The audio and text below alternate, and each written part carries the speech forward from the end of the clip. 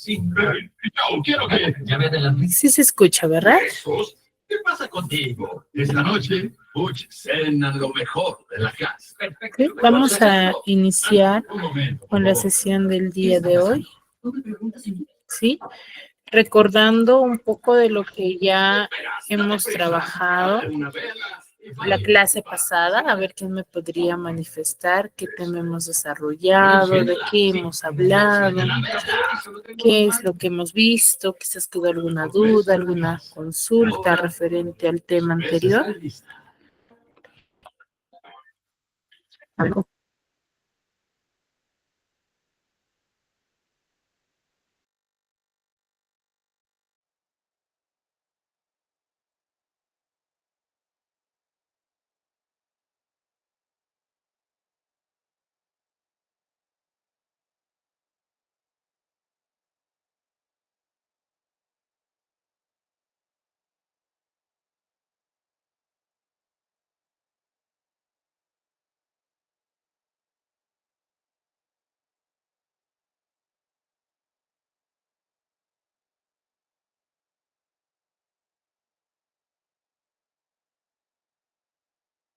A ver, chicos, buenas tardes, Sergio, Yomare, Belín, Diana, Sara. Si hay alguna duda, alguna consulta, a ver, recordamos qué tema hemos desarrollado en la clase pasada, de qué es lo que hemos hablado, qué es lo que hemos visto. El tema del clasismo. Muy bien, Yoli, hemos hablado sobre el clasicismo. ¿Y qué hemos dicho sobre el clasicismo? A ver.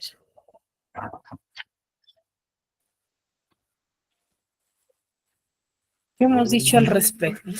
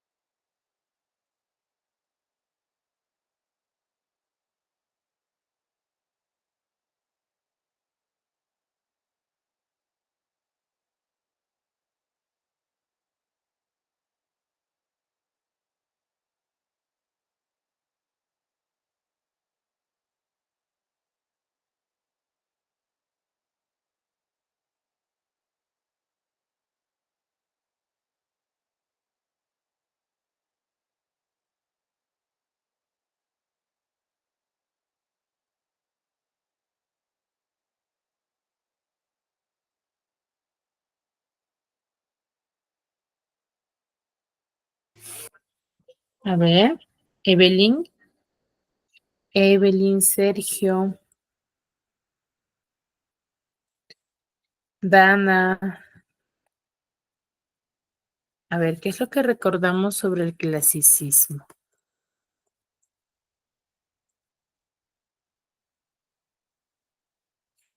No recordamos nada.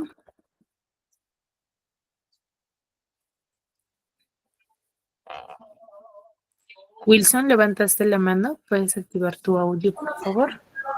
Sí, sí, Miss, disculpe, no estaba en la clase pasada, pero más o menos es de contexto histórico. Ya, claro, cuando nosotros hablamos de una corriente literaria, siempre nos vamos a enfocar en el contexto histórico. ¿Por qué? Porque los antecedentes históricos donde surge cada movimiento literario van a formar parte de es la temática de la literatura, ¿no? Entonces, es fundamental sí conocer ello. Ahora, cuando nosotros hablamos de la literatura clásica, ya su nombre nos indica, ¿no? Lo clásico, lo común. Entonces, ¿qué quiere decir ello? Lo que se desarrollaba en esa época, ¿no? Lo común, lo cotidiano que se desarrollaba, se daba a conocer, sí, en cada una de las temáticas de la historia, ¿no? Los escritores de esta época, sí, eran personas quienes relataban historias o sucesos o hechos que se desarrollaba en dicho lugar, ¿no? Entonces, por eso tiene también el nombre de clasicismo, ¿no? Ahora, dentro del clasicismo o dentro de esta forma de literatura, nosotros hemos visto ciertas características. A ver, ¿quién recuerda esas características?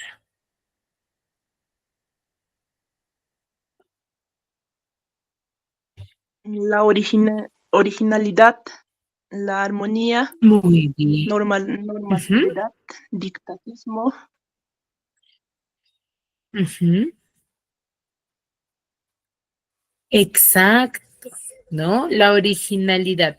La originalidad es propia, ¿por qué? Porque es uno de los primeros movimientos literarios que forma parte de esta época, ¿no? O mejor dicho, las primeras manifestaciones literarias que se da en la historia, ¿no? Entonces, por eso se dota de originalidad, porque son los primeros quienes dan a conocer ello, ¿no? Ahora, ahora, ¿qué otra característica tenemos? Las máquinas que hacen lo básico. Hola, Allen. Gracias, Keira. Sepa.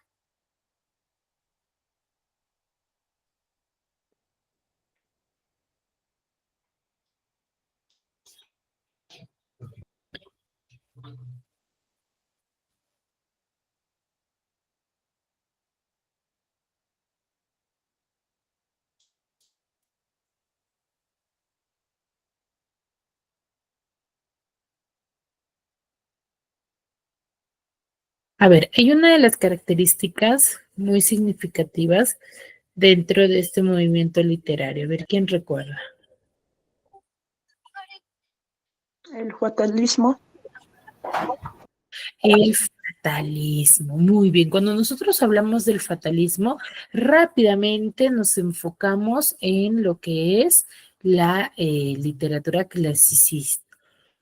Pero dentro de esta literatura clásica encontramos una nueva corriente literaria o nace una nueva corriente. ¿Cuál es esa?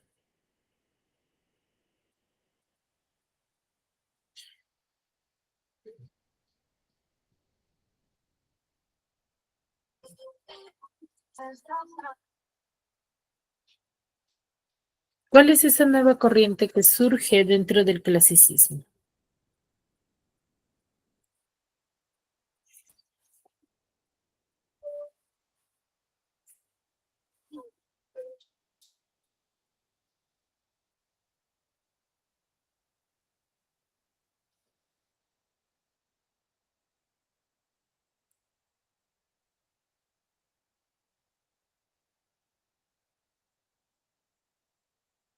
A ver,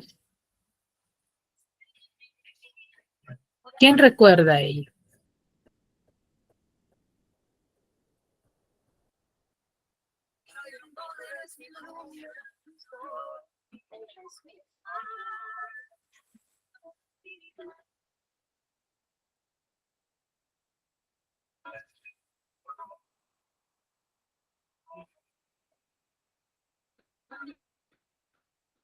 ¿Nadie? A ver, dentro de esta corriente literaria va a surgir lo que es la literatura griega, ¿ya? La literatura griega. ¿Por qué? Porque dentro del clasicismo, el clasicismo se va a separar en dos vertientes, ¿ya? Vertiente oriental y vertiente occidental, donde se enfoca en cómo se desarrolla o en qué lugares se manifiesta esta forma de literatura, ¿no? Entonces, por eso es que surgen las dos vertientes. De esas vertientes, la que más tiene arraigo es la vertiente occidental, donde vamos a tener a la cultura o la literatura griega y romana de la época, ¿no? Entonces, dentro de la literatura griega, nosotros vamos a analizar tres etapas, ¿no? La etapa de jónico, o la etapa arcaica, la etapa de decadencia, ¿no? Donde la etapa arcaica es el inicio de la literatura griega, donde van a estar bajo el criterio de los aedos y los rapsodas. Ahora, ¿quién me podría manifestar? ¿Quién recuerda quiénes son los aedos y rapsodas?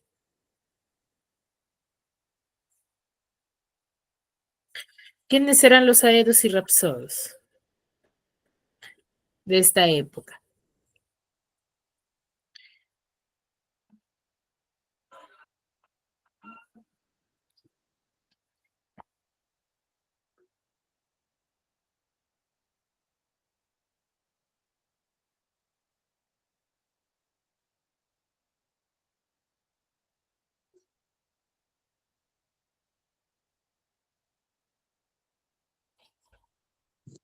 Profesora, Sí, ¿puede compartir su pantalla? sí, estoy compartiendo. Pantallazo de la clase de lo que está explicando. Ah, ya, no, estamos recordando porque hay muchos estudiantes que no se han conectado a la clase pasada. Entonces, por ello estamos recordando con opiniones y participación de cada uno de ustedes. Para ver cuánto, porque la semana pasada vimos una manifestación literaria que forma parte del clasicismo. Doris, a ver, ¿tú estuviste en la clase pasada? ¿Recuerdas algo referente a lo que hemos hablado? No, no he estado, por eso es que le estoy pidiendo que comparta pantalla. Ah, por eso justo estamos recordando para poder hablar de una nueva corriente que forma parte justamente de la literatura griega. ¿Ya?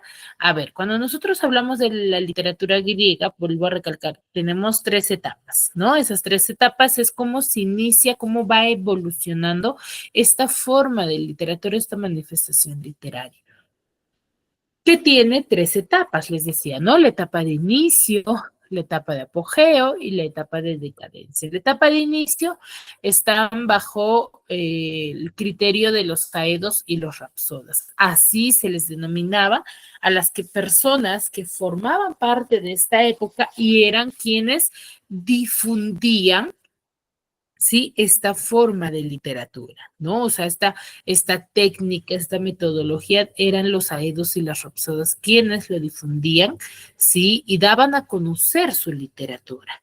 ¿No? Entonces, ¿por qué se les conoce así? ¿Por qué? Porque eran personas que iban de pueblo en pueblo dando a conocer las historias y las hazañas de los héroes. ¿Por qué? Porque en esta época los que manifestaban o la temática que manifestaban eran las guerras, los enfrentamientos que se desarrollaba en esta época, ¿no? Y eso lo podemos ver, por ejemplo, en la historia de la Odisea, ¿no? Donde nos narra la historia de Ulises, quien desea retornar a casa, pero se tiene que afrontar diversos obstáculos para poder retornar, ¿no? Pero una vez que retorna, se encuentra con el abuso de los pretendientes a su esposa, ¿no? Que junto a su hijo y a su amo de confianza, ¿sí? Ellos planifican una estrategia o tienen una estrategia para poder eliminarlos a todos, ¿no? Y al ganar cierta batalla, él encierra a todos y los mata dentro de, ¿no? Entonces, ahí, por ejemplo, vemos una de las características que es el fatalismo, ¿ya? Ahora, eso es en parte de la Odisea, ¿no? Luego, otra manifestación literaria es lo que llamamos la Ilíada, que también le pertenece a Homero, ¿no? La Ilíada ya es uno de los textos casi similares a la Odisea con temática de que narra la cólera de Aquiles, ¿no? Está situada en la última etapa de la guerra con Troya que tienen los troyanos con los griegos, ¿no? Acá ya se narra esta cólera que siente Aquiles, sí, debido a la muerte de su mejor amigo que era Patroclo, se enfrenta a los troyanos que al final gana, ¿no? Entonces, con el famoso, sí, caballo de Troya, ¿no? Entonces, aquí esta historia, vuelvo a recalcar, se sitúa en el último año de la guerra con Troya, donde narra esta crisis, o mejor dicho, cólera que tiene Aquiles, sí, al ver, inicia con que él se retira de la batalla con los griegos, sí, porque tiene un enfrentamiento con Agamenón, con el comandante Agamenón. Entonces, debido a ello, él se retira y se niega a retornar a luchar con los troyanos. Pero, sí, pero al pasar ellos, su mejor amigo sigue en la guerra, pero se pone su armadura. Es por ello que los troyanos consideran quien se estaba enfrentando en ese momento eran Aquiles, entonces todos deseaban matarlo. ¿Por qué? Porque era un buen guerrero, ¿no? Pero al darse cuenta, cuando muere Patroclo, matan a Patroclo, ¿sí? Se dan cuenta que no era él, ¿no? Entonces, debido a ello, Aquiles retorna a la tropa de los griegos y es ahí donde se enfrenta nuevamente a los troyanos, matando a su hijo Héctor, ¿no? Del rey Priamo, y desarrolla el mismo actuar de los troyanos, ¿no? Acá ya va a concluir cuando Aquiles va a devolver el cuerpo de Héctor, ¿sí? A su padre para que lo entierre, ¿no? A ver, vamos a ver un pequeño video respecto a este texto, ¿sí?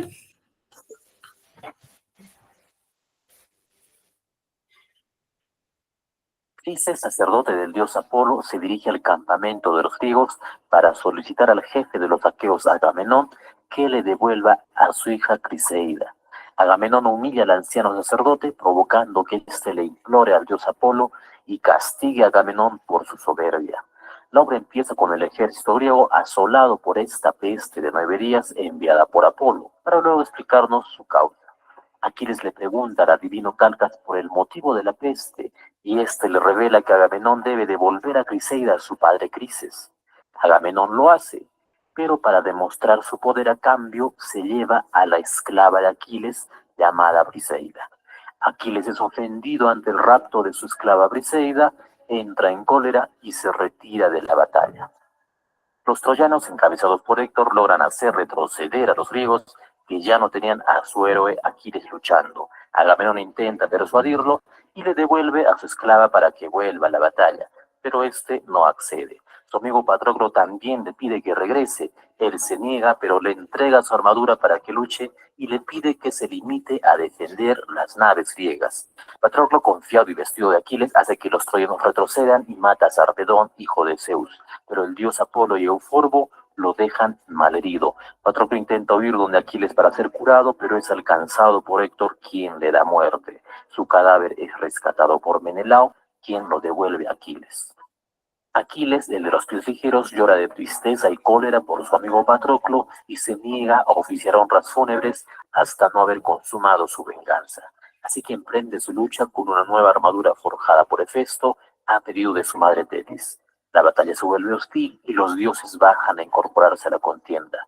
Los troyanos se encierran en su ciudad, pero Héctor, el de tremolante casco, después de huir, lucha con Aquiles, pero muere atravesado por su lanza. El de los pies ligeros lo humilla, amarra sus tobillos, lo arrastra y lo lleva hasta su campamento, dejándolo como alimento de los perros y aves de rapiña, lo que es impedido por Apolo, Ofebo y Afrodita. Consumada su venganza, Aquiles organiza los funerales de su amigo Patroclo. Príamo, rey de Troya y padre de Héctor, quiere enterrar a su hijo, así que le suplica a Aquiles que le devuelva el cadáver. Después de insistir en inclinarse, sus palabras conmueven a Aquiles, quien finalmente accede. Los solemnes funerales de Héctor se realizan y con esta escena termina la obra.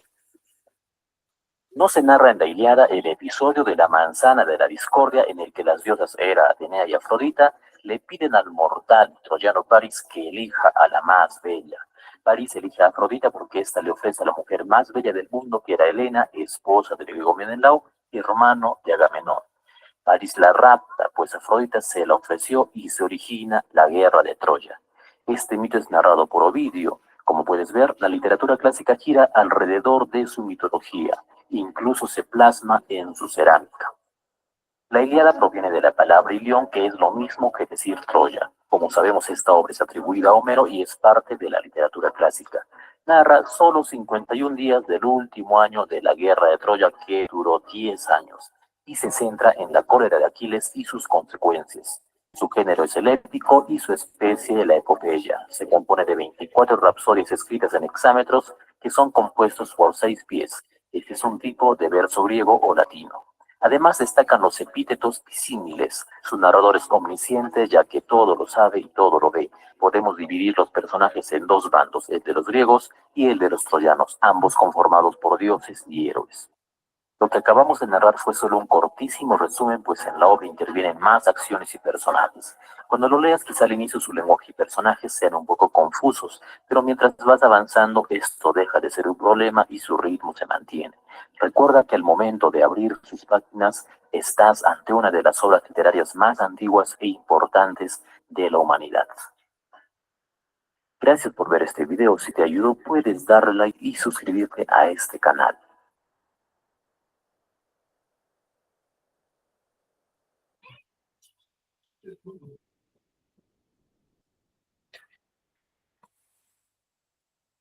Muy bien, chicos, ¿se comprendió mejor?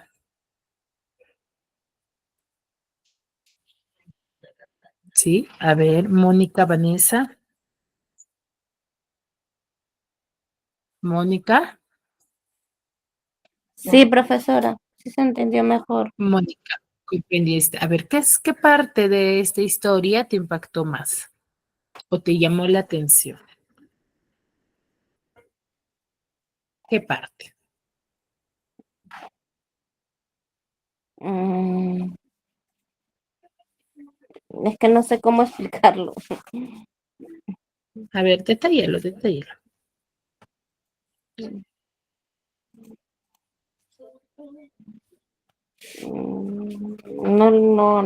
No sé cómo explicar. Es que, ay, no sé.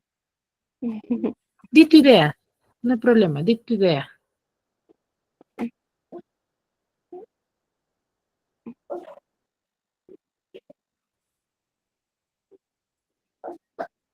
Mm, profesora, se fue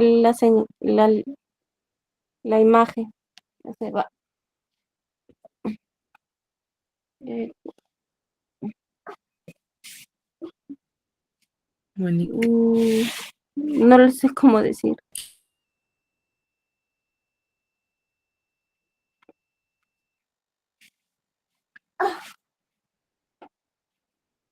di si tu red o mi red es la dañada. Es que el mío se entiende por ratos nomás porque se está que se va mucho en mi internet.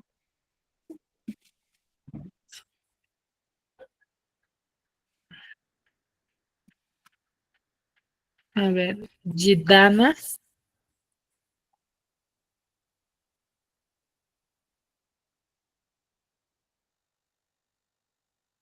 A ver, parece que es mi red, un ratito. A ver, vamos a ver. Qué raro.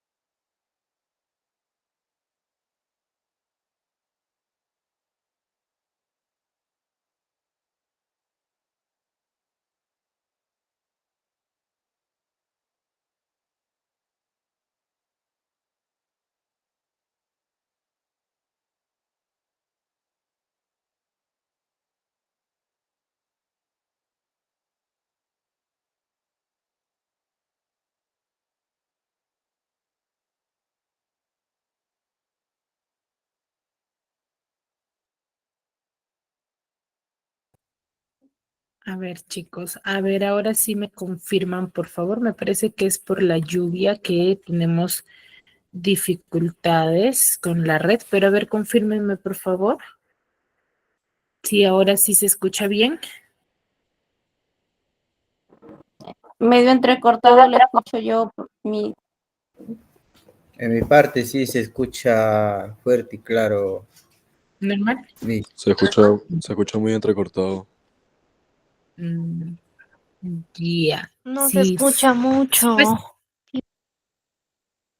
si fuese mi red, todos me escucharían mal y acá hay varios estudiantes que sí me están escuchando bien.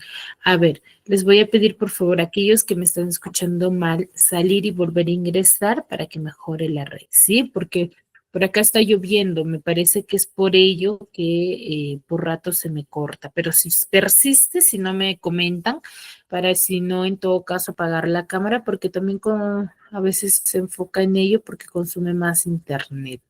¿Sí? A ver. Muy bien. Entonces, como les venía diciendo, ¿no? Bueno, nos quedamos en Mónica, donde no nos pudo responder qué es la parte que más le ha impactado en cuanto a la historia de la Ilíada, ¿no? Ambas manifestaciones literarias forman parte de Homero, ¿no? Estos dos textos son textos que pertenecen a la prosa, ¿no? A la narrativa, ¿no? Entonces, pero dentro de este movimiento literario famoso, conocido como la literatura griega, va a surgir el famoso teatro griego, ¿ya? Cuando nosotros hablamos del teatro griego, ¿sí? Su nombre mismo nos indica, ¿no? Vamos a enfocarnos en los inicios del teatro. ¿Cómo consideran ustedes, a ver, quisiera saber su punto de vista, cómo creen ustedes que se haya desarrollado la literatura, o mejor dicho, el teatro dentro de esta época? ¿Cómo se habrá iniciado? ¿Qué tipo de manifestaciones habremos tenido? A ver, Doris, Sergio, Wilson, a ver, ¿qué idea tienen al respecto? ¿El teatro habrá surgido como en la actualidad nosotros conocemos? No, ¿Cómo creen que haya sido? A ver, ¿qué idea al respecto tienen? Con sus propias perspectivas, ¿no? Que me digan, por ejemplo, yo creo que el teatro ha surgido, no sé, ¿no? Con varios actores, no sé, de algún tema. A ver, ¿quién me podría manifestar? Profesora, ¿yo puedo hablar? Sí, claro, Mónica. Profesora, yo creo que el teatro antiguamente no era así como que nosotros lo hacíamos de forma así personal. Creo que también trabajaban con eso de pinturas, con eso el teatro, con las pinturas así. Ya, Porque no solo hay el claro. teatro de personas, hay también teatro cuando se hace con pinturas, con así, con muñequitos así. Ah, claro, claro, no hay problema.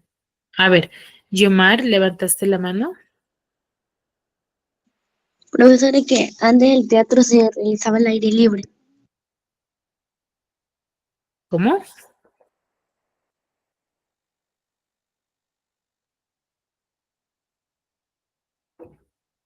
¿No te logré escuchar bien?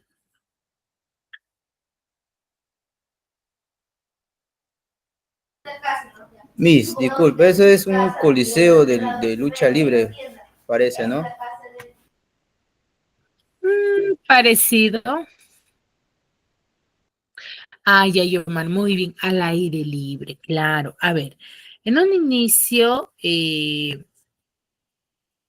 el teatro, sí, hemos visto, por ejemplo, cómo es que se ha venido desarrollando la narrativa en un inicio, pues el teatro no se queda atrás, ¿no? Si nosotros, por ejemplo, en la actualidad vemos una obra teatral, vamos a observar que tiene personajes, cada personaje está vestido, por ejemplo, de acuerdo al personaje que va a desarrollar, mejor dicho, cada actor, ¿sí? Por ejemplo, tienen el uso de la escenografía está detallada de acuerdo a la historia, ¿cierto? Pero en un inicio no era de esa forma, ¿no? El teatro o las manifestaciones teatrales de esta época se va a desarrollar, como bien dijo Yomara, al aire libre, ¿no? En ese inicio no había ni butacas, no había un salón, un espacio donde, debido a esa necesidad, es lo que van a surgir o va a surgir el famoso espacio llamado teatro, ¿no? Que significa lugar para contemplar. Antiguamente estos espacios o estas obras teatrales eran esas escenificaciones religiosas, se podrían decir, dentro de esta época, donde eran adoraciones hacia el dios Dionisio, ¿no? Que era un dios de esta época que les daba beneficios agrícolas al ser alabado, ¿no? Entonces ellos consideraban, por ejemplo, es similar a las fiestas patronales que nosotros hacemos en la actualidad, pues bueno, esas fiestas patronales de esta época eran conocidas como teatros, ¿no? Dentro de esta época, ¿no? Entonces estas alabanzas, fiestas, cánticos que se desarrollaba durante una semana aproximadamente desde muy temprano hasta altas horas de la noche, se le denominaba teatro, ¿no? Entonces, ¿era en honor a quién? En honor al dios Dionisio, quien manifestaba que era el famoso dios del vino, ¿no? Que las alabanzas y todo lo que se desarrollaba durante esta época era en honor a este dios, con el fin de obtener buena cosecha, ¿no? Riquezas agrícolas dentro de esta época. ¿Sí? Ahora, debido a la necesidad que van a tener los que significaban esta época, estas danzas, fiestas, cánticos, se va a crear lo que es el famoso teatro, ¿no? Que es este espacio con esta forma que nosotros estamos visualizando ahora, que significaba lugar para contemplar, ¿sí? ¿Sí? Un espacio.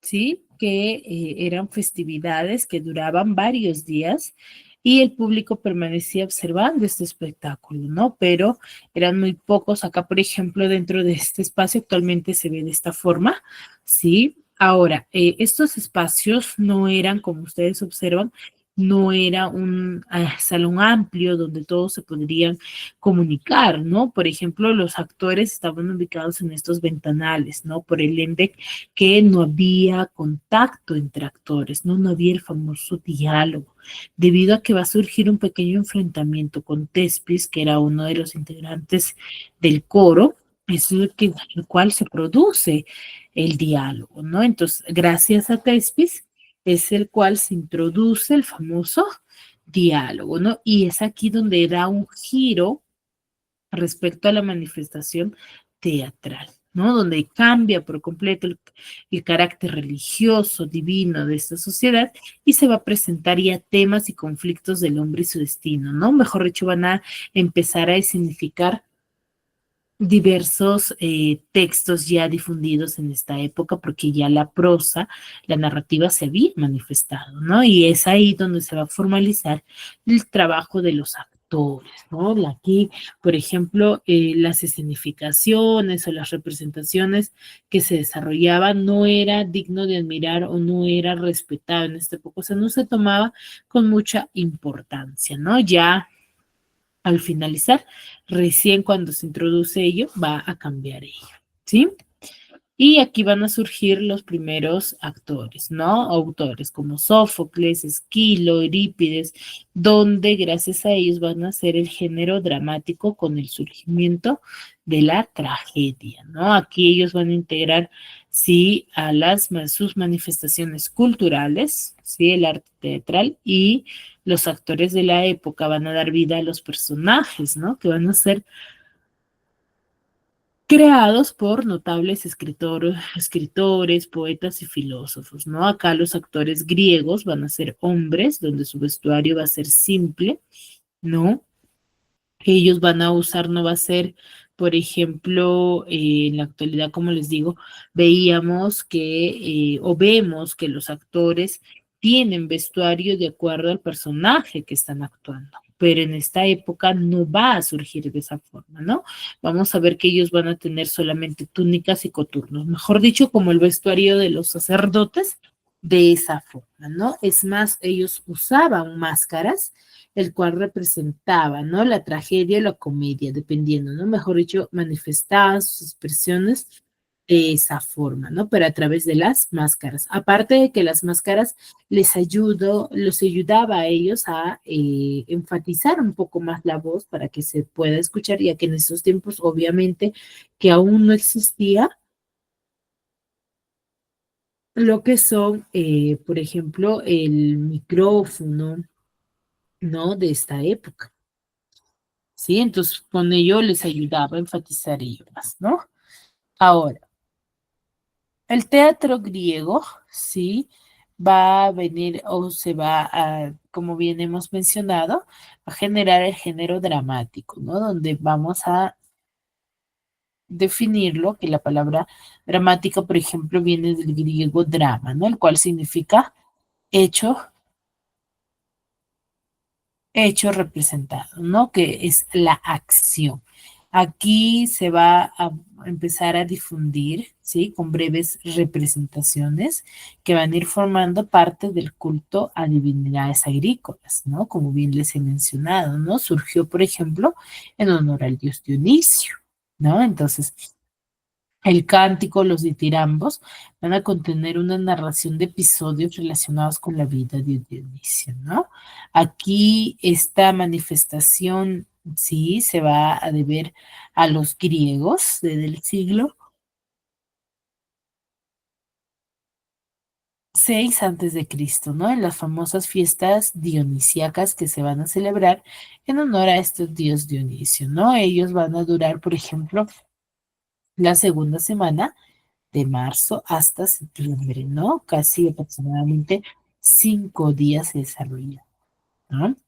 Ahora, ¿dónde se manifestaba? Se manifestaba, como bien dijo su compañera, al aire libre, ¿no? Ya por las necesidades que surge o se elabora este famoso teatro, ¿no? Ahora, el drama, sí, que forma parte de este género, sí, el subgénero que surge la tragedia, va a contener tres etapas, ¿no? De trilogías, ¿no? El diálogo, los actores van a ser primordiales dentro de este tema, de esta temática, ¿no? Las trilogías van a ser el comienzo de las piezas que van a ir formando diversas trilogías, ¿sí? Que significa de 3 tragedias con un mismo asunto, ¿no? De la cual vamos a conocer, por ejemplo, la famosa Orestiada de Esquilo, ¿no? Ya en el diálogo se va a componer largos discursos donde van a intervenir del coro y se van a constituir una especie de himno intercalados en el diálogo, ¿no? De los actores y alusivos al momento que se vaya a desarrollar, ¿no? Aquí, por ejemplo, los actores van a ser únicamente hombres, ¿no? Aunque ellos se van a tener que vestir de papeles femeninos, ¿no? Pero no se les hacía mucho. ¿Por qué? Porque usaban máscaras, ¿no? Y eran solo 3 los que tenían que representar los papeles, ¿no? El primero, el principal, y se va a llamar protagonista dentro de esta época. Y el asunto que van a ir desarrollando dentro de esta escenificación va a ser de carácter nacional, ¿no? Sacados de leyendas heroicas que ya se venían difundiendo dentro de esta época, ¿no? Tenemos a 3 grandes representantes de este teatro, de esta tragedia, que son Sófocles, Esquilo y Eurípides, donde las obras trágicas van a estar compuestas por escrito, ¿no? Lo cual va a permitir la corrección o la mejora de muchas de ellas, ¿no? Esquilo Es uno de los grandes representantes de este género, donde se le va a considerar como el padre de la tragedia. ¿Sí? Se le considera padre de tragedia, el cual va a introducir un segundo actor, con lo cual va a reducir la gran extensión de las partes corales, ¿no? Facilitando el diálogo dramático, ¿no? Acá sus argumentos se van a inspirar en las grandes epopeyas, ¿sí? Y modestamente va a llamar Esquilo a sus trabajos migajas de la gran comida de Homero, ¿no? Él es un poeta profundamente religioso y desde ese aspecto va a contemplar la vida humana, ¿no? Y el universo, cual va a estar dotado de gran talento, ¿no? Es también un buen patriota porque no va a olvidar su participación en, en los combates de la maratón, ¿no? Y Salamina. Ya de sus 90 obras que él va a escribir, solo nos van a quedar 7 tragedias, ¿no? Los persas, Prometeo encadenado, La suplicante, ¿no? Los 7 contra Tebas. Y la Orestiada, que va a estar dividida en 3 dramas, ¿no?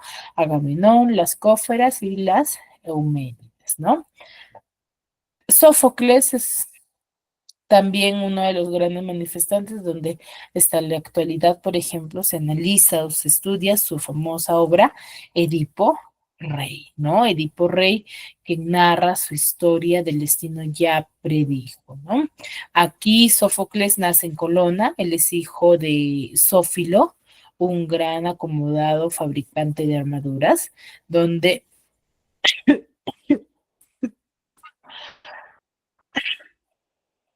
Sófocles va a ser un gran funcionario del Estado y general de la época de la guerra, ¿no? Desde que va a sentir, desde muy antes, él va a sentir cierta inclinación por el teatro y va a actuar como corifeo en las obras de teatro de Esquilo, ¿no?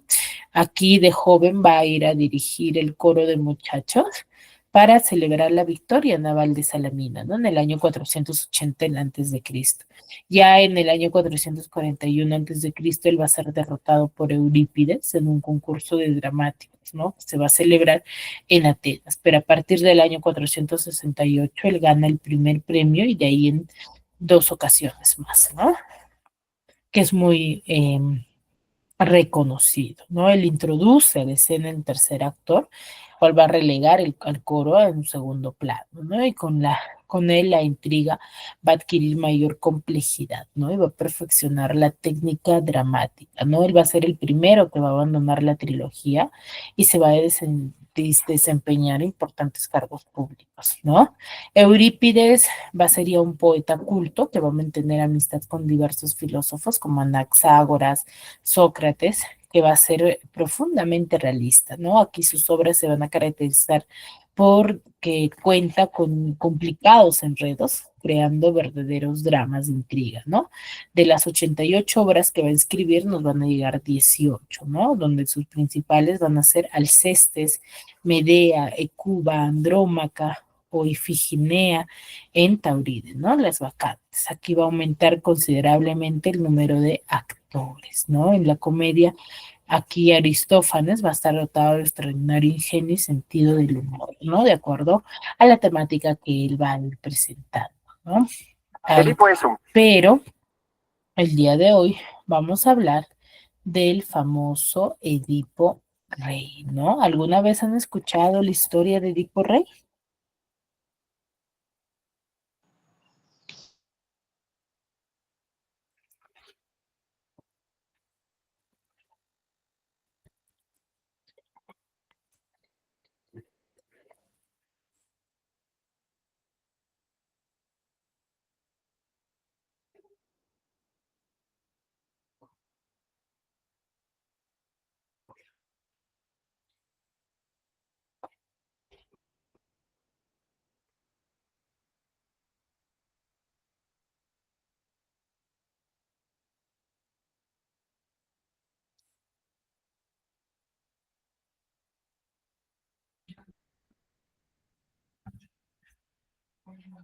A ver, cuando nosotros hablamos de esta obra de Edipo Rey, sí, aquí nos narra la historia de Edipo, quien había en un inicio, antes que él nazca, una peste se había desatado sobre Tebas, ¿no? El lugar donde había nacido Edipo.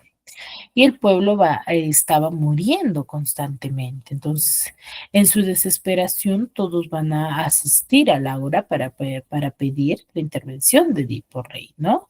A fin de comprender la causa del remedio a esta terrible situación, ¿no? Entonces, Edipo solicita la ayuda de Creonte, que era hermano de su esposa Iocasta, ¿no? Tras consultar ellos al oráculo de Delfos, Creonte le informa que la peste es el castigo de los dioses por el asesinato de Layo, ¿no? Hasta el momento ahí Edipo no sabía quién era Layo, ¿no? El antiguo rey de Tebas, quien era a quien Edipo no llegó a conocer, ¿no? Entonces, por lo tanto, hasta que el responsable, o sea, el oráculo había dicho que hasta que el responsable no expíe sus culpas, la peste va a seguirse azotando la ciudad, ¿no? Entonces, Edipo ordena, sí, que se investigue y exhorta al pueblo a entregar al culpable, ¿no? Entre tanto, el rey consulta al ciego, Tiresias, por consejo de Creonte, donde Tiresias le manifiesta que él es el asesino de Layo y que además vive en incesto con su madre Iocasta, ¿no? Entonces Edipo, que se tiene por hijo de Pólibo, el rey de Corinto y Meriba de Doria, concluye que Creonte se ha confabulado con Tiresias para destronarlo, ¿no? Él considera de que hasta el momento que todo lo que se le estaba manifestando era con el afán de sacarlo del trono, ¿no? Entonces Creonte y Edipo van a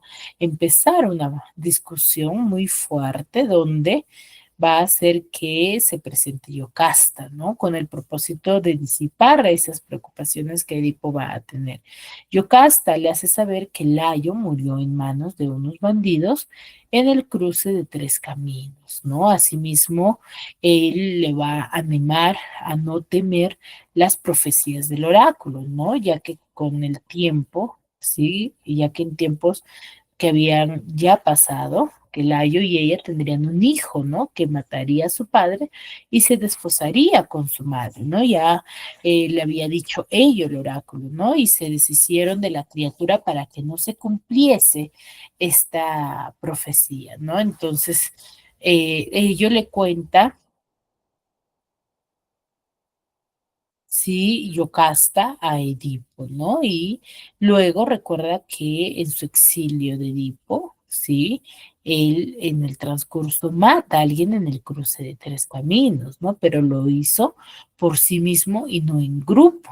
Entonces, aún así, comienza a temer que él sea el asesino del año, ¿no? Entonces, un mensajero es ahí donde va a aparecer para anunciar que Pólibo ha muerto y que éste debe ir a tomar su cargo como sucesor, ¿no? Y en la conversación Edipo descubre que no es hijo de sangre de Pólibo, ¿no? Ya que el mismo mensajero le explica que lo había recibido, ¿sí? Lo había recibido por un pastor cuando era niño, ¿no? Y lo entregó al rey de Corinto.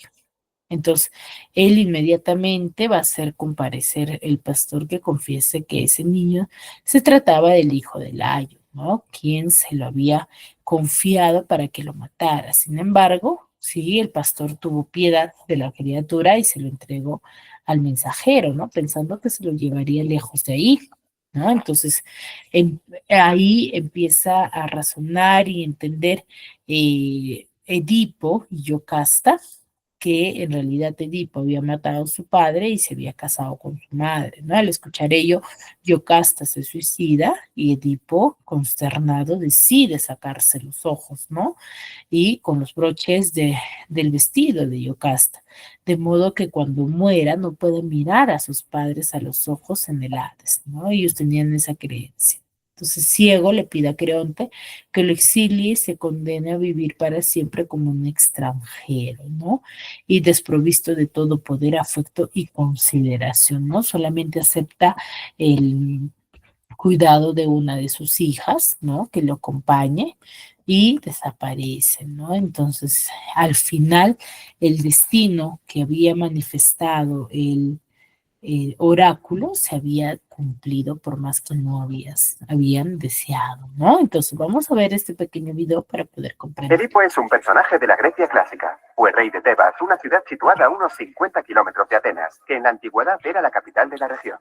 Su historia fue recogida por varios autores clásicos, aunque la versión más conocida fue la que escribió el poeta trágico Sófocles en su Edipo Rey, hacia el año 430 a.C. La leyenda comienza con su padre Layo, el rey de Tebas en aquella época. El monarca no conseguía tener un hijo con su esposa Yocasta, a pesar de intentarlo durante varios años. Desesperado, acudió al oráculo de Delfos, un templo sagrado de consulta a los dioses, buscando una solución. En vez de eso, se encontró con una profecía terrible que decía que su hijo algún día mataría a su padre y se casaría con su madre.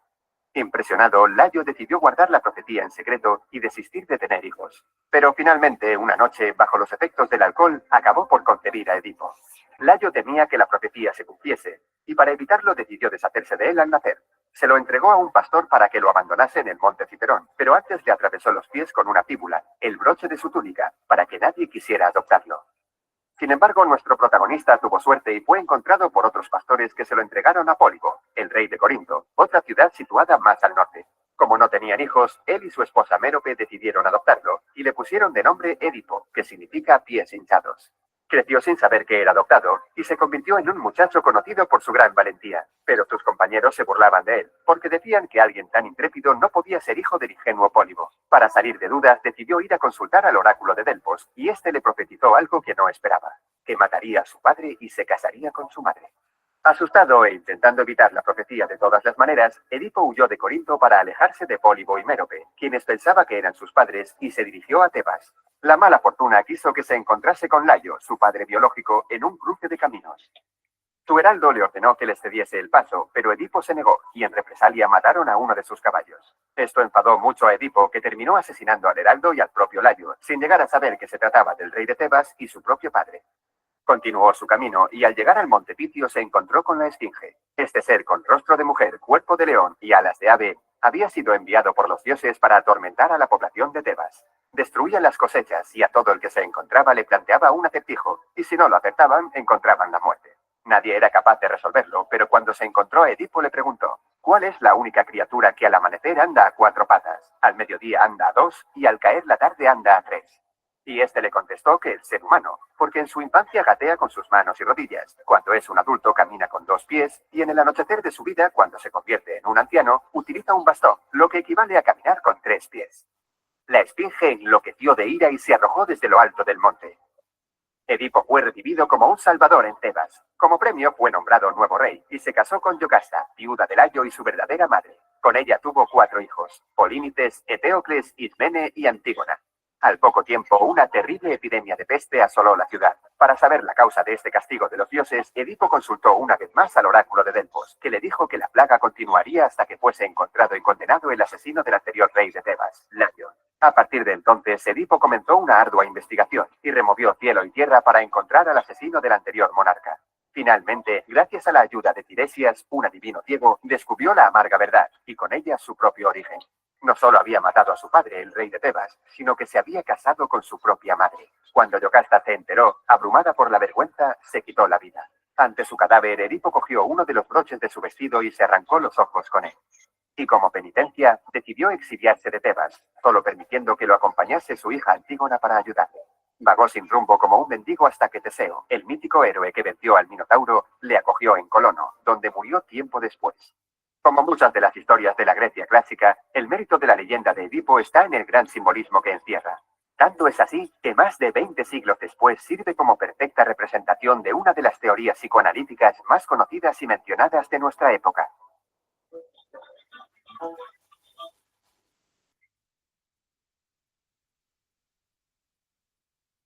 Muy bien, chicos, ¿se comprendió?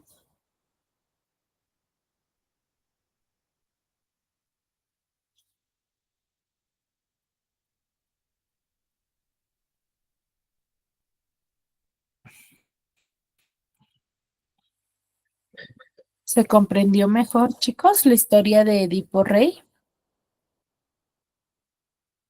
Sí, ¿verdad? Entonces, aquí nos narra, por ejemplo, en esa época el oráculo de Delfos había manifestado ya lo que iba a suceder años siguientes, ¿no? Entonces los padres, queriendo evitar ello, deciden deshacerse de su hijo, pero no logran ello, ¿no?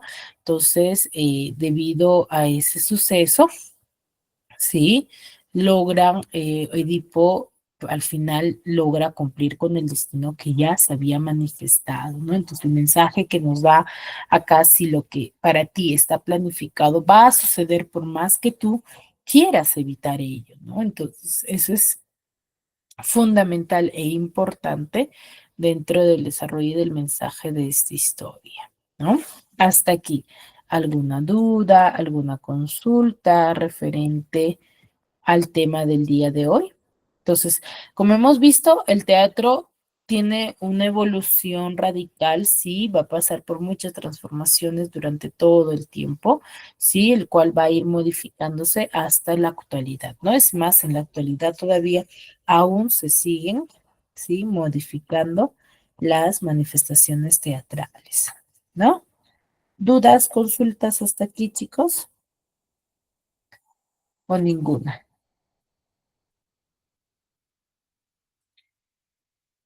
¿Ninguna? Muy bien. Bueno, el silencio me da a entender que no hay dudas, ¿no? Entonces, si no hay dudas, no hay consultas, nos quedamos aquí y nos vemos la siguiente clase. Cuídense mucho.